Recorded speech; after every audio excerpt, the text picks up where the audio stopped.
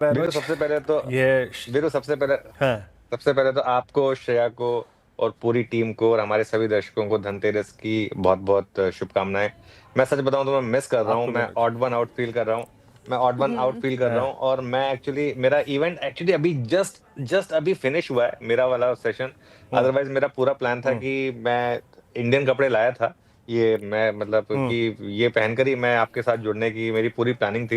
लेकिन वो मेरा इवेंट बस अभी हुँ, टच एंड गो में खत्म हुआ और मैंने आपको जॉइन किया तो इसके हुँ, लिए चेंज करने का समय नहीं मिला। तो दर्शकों से भी माफ़ी चाहूँगा क्योंकि देखिए हमारी पूरी टीम हाँ, एकदम दिवाली फेस्टिव कलर में है और मैं थोड़ा ऑड वन आउट लग रहा हूँगा इस समय आपको।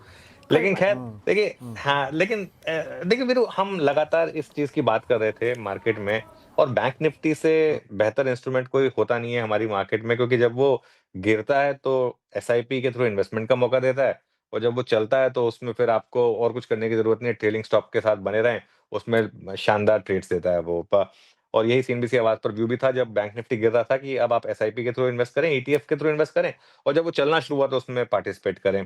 देखिए, क्या है आज जो सुबह मार्केट का टेक्सचर था, आज सुबह एक हल्का-सा गैप डाउन गिफ्ट निफ्टी के बाद हमारी सुबह बात हुई थी कि उसमें तुरंत बाइंग आ जाएगी। आज इंट्राडे में निफ्टी 174 पॉइंट ऊपर तक गया। आई थिंक उसके बाद जिस तरीके से नैस्डैक फ्यूचर जिस जिस लेवल से गिरा है नैस्डैक फ्यूचर, उससे मार्केट को थोड़ा रिस्क लगा और थोड़ा-सा कूल ऑफ आया है, प्लस वीकेंड भी है। लेकिन मेरा ये मानना है कि अब डरने की ज़रूरत नहीं है। अब हमारी मार्केट जो है ना, अब ये नैस्डैक देखकर नहीं डरने वाली है हमारी मार्केट।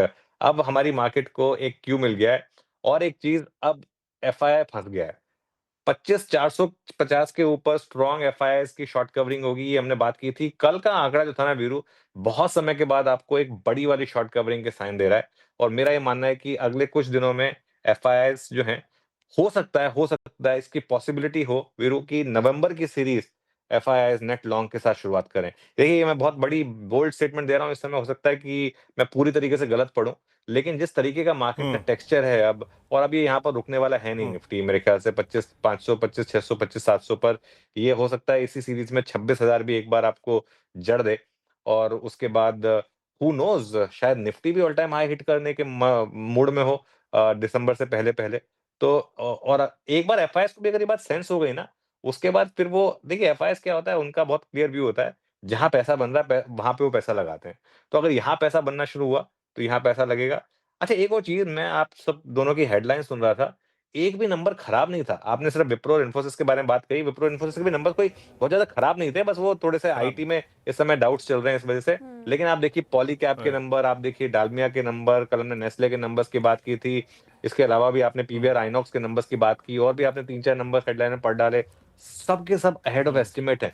तो एक जो धीरे-धीरे कॉन्फिडेंस आ रहा है कि ये अर्निंग सीज़न जो है, आपको थोड़ा-सा एक रिकवरी के साइंस दे रहा है बेसिकली।